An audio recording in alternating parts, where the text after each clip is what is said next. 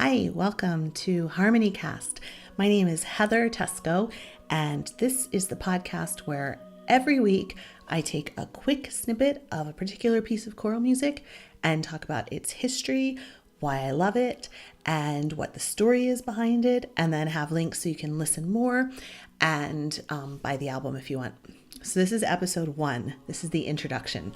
And this particular piece of music that I want to talk about as the introduction is William Byrd's Ave Verum Corpus, which is the piece of choral music that started me on my passion that I have in life, which is 16th century England. So I'm going to talk to you real briefly about who I am and this music and why I love it so much and why I think that you should love choral music too, or at least consider loving it. So, like I said, my name's Heather, and I've been doing the Renaissance English History podcast since 2009. But the way I got into 16th century English history was through the music. So when I was in high school, I sang this William Byrd's Ave Verum Corpus. It's an amazing piece of music, and it just lit me up and made me want to just listen to this kind of music all the time and learn about the history of it. So the thing about William Byrd is that he was a Catholic living in Protestant England. He lived in the late 16th century. And he was a Catholic. He had actually special permission from Queen Elizabeth, who was a Protestant, to be able to practice his religion. But he still wrote music that was for the Mass, which was illegal. And so he was still really quite risking his life by providing music for these services that were illegal.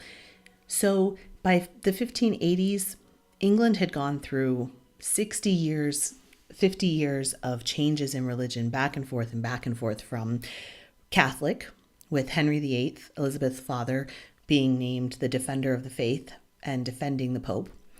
And then when he wanted a divorce and it wasn't quite so convenient for him anymore, he turned away from the Pope, but he never actually became a full-on Protestant. He never really embraced Protestantism. He was still a Catholic.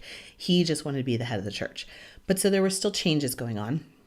And there were certain movements towards Protestantism, and most particularly the dissolution of the monasteries went on, where all of the monasteries in England were dissolved, and Henry took the money and used it to make war with France, because why not? And then you have his son, Edward, coming in. Edward was a Protestant. Edward was full-on Protestant. And during his reign, you saw stained glass windows being smashed. You saw music had to be written in English. There were movement away from anything that had a trapping of Catholicism in it at all. And then you go to Mary, his sister, Mary I. She was a Catholic. So we go back to the Latin Mass, we go back to Latin music, we go back to stained glass windows, we go back to kind of everything that that was Catholic that Edward had tried to dissolve. And then Mary dies and we get Elizabeth. And Elizabeth is just sick of the whole thing. There's a famous quote that she had about how she didn't want to make windows into men's souls, that as long as you went to church and obeyed her, you were okay. Now, the problem with that was that England was, by the 1580s, was inching closer towards war with Spain, the Great Spanish Armada, which you may have heard of. And so England was inching closer towards war with Spain. And there was this great fear that the Catholics were going to rise up and favor Philip of Spain over Elizabeth, that they were going to rise up and have this kind of internal army. And it's very similar to what we see today with fear of refugees, that they're actually out to do more harm than good. And there was a great influx of refugees in England at this time who were fleeing the religious wars in Europe, who were claiming to be Protestants and were Protestants. But there was this fear that some of the Catholics were sneaking in with them and that they were going to, rise up against Elizabeth when Philip invaded. So that brings us to William Byrd. William Byrd was a Catholic. He had special dispensation, like I said, from Elizabeth to write to practice his faith, but he was writing music that was for the Mass. He wrote some famous 3, 4, 5-part masses that were written for people to practice the Mass in their home. And so they would be able to, sing the pieces themselves. And if a servant came in that they didn't want to see, they could just put everything away really quick. And so William Byrd wrote these masses, and he also wrote the piece of music that I'm featuring this week, the Ave Verum Corpus. The Ave Verum Corpus is a setting that talks about the elevation of the host during communion. So it's sung during communion, and it talks about the true blood, the true body of Christ and the blood of Mary. And it's this whole idea of transubstantiation, which is that the belief that the bread and the water, or the bread and the wine, truly become the body of Christ and the blood of Christ. And this was a very big deal in the 16th century. People died over this. It was a huge deal. If you denied transubstantiation, if you were a Protestant, it was a big tenet of Protestant belief, was that there was no such thing as transubstantiation, and that the bread was representative. And Catholics said no, the bread was real. So you could be burned at the stake for arguing either way, depending on who the monarch was. So to be writing this in Catholic England, or in Protestant England, was very risky for Byrd, to be writing these pieces that talked about the elevation of the host and the true body of Christ coming to us in communion. And I find it very moving when you listen to the piece. There's this poignant agony that is just so human, and it just touches something in me. This deep, unknowable, wanting to be close to the universe, wanting to be close to God, and struggle, internal struggle with how to do that. Whether to go through the regular channels that you have, or to dig deeper and find something within yourself. And something about this piece really spoke to me when I was an angsty teenager. The idea that Byrd had to cover up who he was and, write this beautiful music that he couldn't even really make popular at the time because it was kind of illegal. And I think it touches something universal in all of us.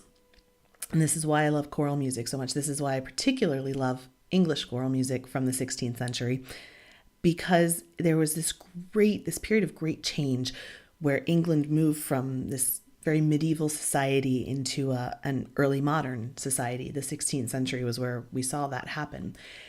And the arts certainly reflect these changes that are going on, and the emotion and the angst for so many people about the changes in the world. The world had been a very solid place that people knew. People understood their place in the universe, their place within society, their place within their town, their communities. And in the 16th century, we saw all of this start to change.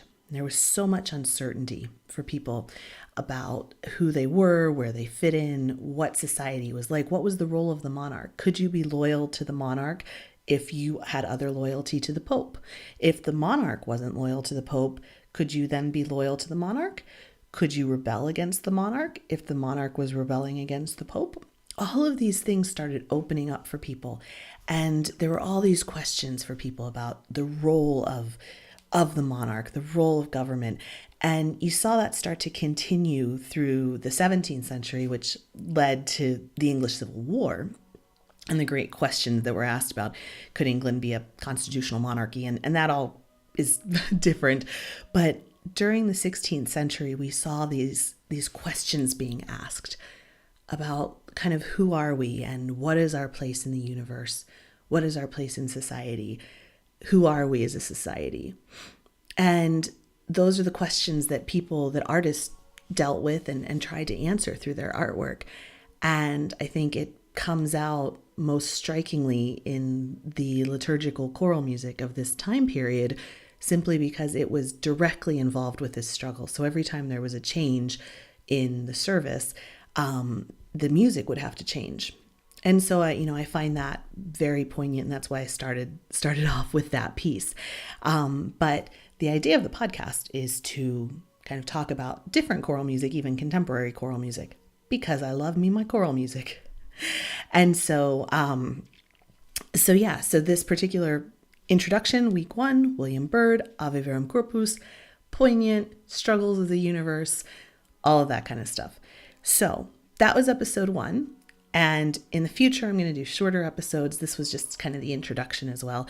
But to learn more about the podcast, to learn more about all of the different music that you're hearing, everything like that, go to HarmonyCast.com, which is also on my Renaissance English History podcast page. So you can learn more about that and start to delve into some of these subjects if you find them appealing. So for now, William Byrd, Ave Verum Corpus. I've got links up to buy it on the website, and to listen, I've got a Spotify playlist where I'm adding all of this music. So I hope you enjoy listening to it. I hope that it's something that struck something within you, like it struck something within me when I was an angsty 16-year-old 25 years ago. It stuck with me for 25 years. It was my first great love, William Byrd. So thank you for listening. HarmonyCast.com. And I will talk to you again soon with the next piece, which is When David Heard by Thomas Weelkes. Okay, bye.